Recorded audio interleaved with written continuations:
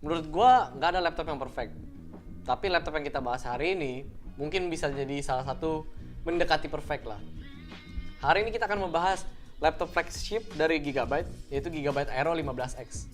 Gak usah lama-lama lagi, kita langsung lihat aja review dari laptop ini.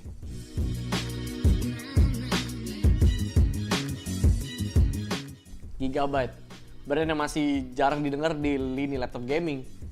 Tapi kalau kita selidikin lagi, ternyata Gigabyte ini punya lini-lini produk yang cukup menarik. Contohnya aja Aero 15X ini. Laptop high-end yang tipis dan ringan, tapi performansnya gak kalah dengan laptop high-end lainnya. Yang menurut gue membuat laptop ini cocok banget buat creator atau gamer yang suka mobile. Laptop ini mayoritas terbuat dari metal, kecuali beberapa bagian plastik di bagian layar. Karena terbuat dari metal, build quality-nya ini menurut gue bagus banget, solid banget lah. Nah, dengan tebelnya yang nggak nyampe 2 cm dan beratnya yang nggak nyampe 2 kilo, menurut gua laptop ini adalah salah satu laptop dengan form factor dan desain yang terbaik di pasaran saat ini. Laptop ini juga menyediakan kelengkapan port yang menurut gua cukup baik. Bisa kita lihat di sebelah kiri ada port Ethernet, satu USB port, HDMI 2.0, dan satu mini display port 1.4. Nah, di sebelah kanan ada Kensington lock, charging port, 2 USB 3 port, 1 Thunderbolt 3 USB-C port, dan SD card slot. Nah, SD card slot yang disediakan ini udah memberikan support untuk UHS 2. Jadi, kalau kalian kreator dengan SD card yang support UHS 2, transfer speed-nya itu cepet banget lah. Laptop seri Aero ini menurut gue dari tahun ke tahun punya signature yang cukup keren, yaitu bezelnya yang minimal banget, yaitu cuma 5 mm, yang membuat desain dari laptop ini kelihatan modern banget.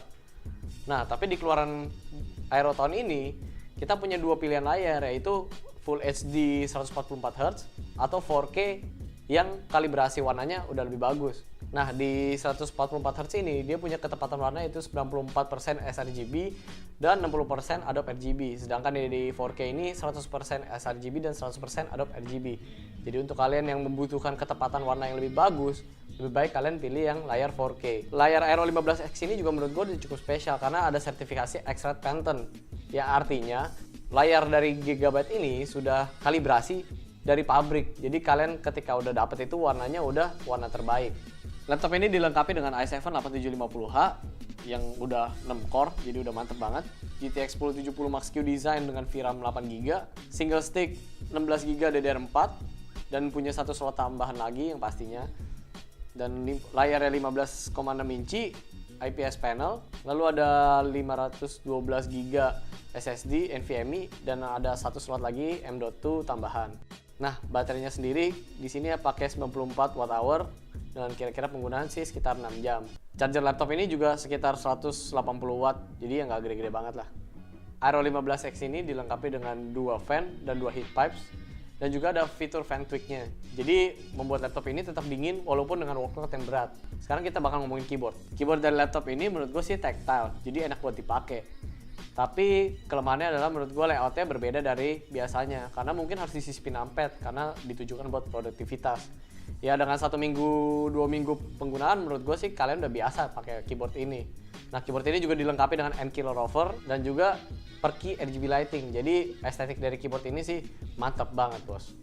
Untuk audio dari laptop ini menurut gue udah cukup oke. Dari kualitas suara sampai kekencangan menurut gue cukup lah, bukan yang terbaik tapi cukup. Tapi yang menarik adalah speaker dari laptop ini udah dilengkapi dengan Dolby Atmos. Jadi experience kita bakal lebih mantap. Nah, ini adalah hasil tes suara yang kita lakukan untuk laptop ini.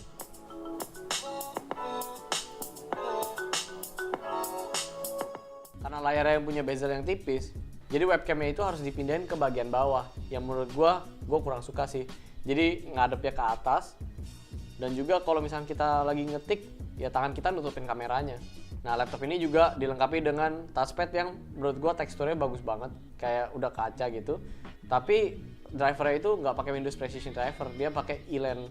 Jadi menurut gue ya jadi kurang enak gitu lah, trackingnya kurang smooth, gesture-gesturnya juga menurut gue nggak native. Nah, Aero 15X ini juga dilengkapi dengan aplikasi Smart Manager, yang fungsinya sebenarnya buat apa sih? Nah, Smart Manager ini berguna untuk ngatur dari fitur-fitur standar sampai ke fitur-fitur khusus dari Gigabyte. Kayak misalkan battery charging policy, X-Rite Pantone Color, sampai ke fan tweaknya sendiri. Nah, dari tadi kan kita udah ngomongin fitur-fitur apa aja nih yang laptop ini punya. Nah, sekarang langsung kita lihat aja performance dari laptop ini.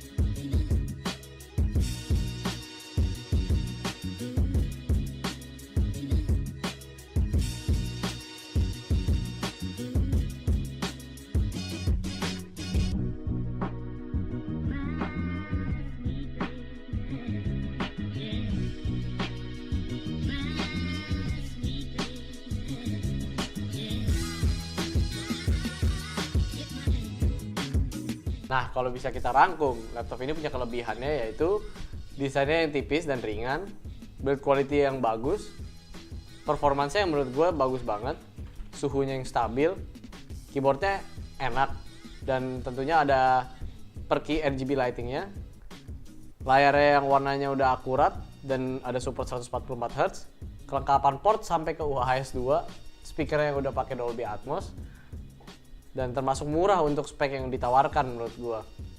Dan jangan lupa kapasitas baterainya itu besar banget. Nah, tapi kelemahannya itu ada di driver touchpadnya yang pakai E-Line itu tadi, dan juga peletakan webcamnya yang menurut gua posisinya kurang bagus. Nah, kesimpulannya, apakah laptop ini bagus untuk kita beli? Jika memang kalian punya budgetnya dan kalian mencari laptop high-end, menurut gue laptop ini adalah salah satu laptop yang terbaik. Karena dengan harganya yang kisaran 34-35 juta, kalian udah dapat spek dan desain yang menurut gue udah terbaik lah, udah latest. Bahkan gue sendiri akan memilih laptop ini jadi daily driver gue kalau misalkan gue bisa beli. Oke, sekian review kita kali ini. Terima kasih untuk Gigabyte untuk menyediakan unit Gigabyte Aero 15X ini untuk kita review. Jangan lupa like video ini kalau kalian suka review dari Gigabyte ini.